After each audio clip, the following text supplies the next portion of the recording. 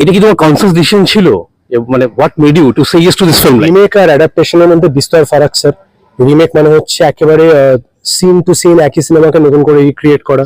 Adaptation মানে সেই গল্প, সেই সোলটাকে আমাদের কালচার, আমাদের অডিয়েন্স, আমাদের মানুষদের কথা ভেবে নিজেদের মতন করে ডেভেলপ করা এবং আপন করে নেওয়া।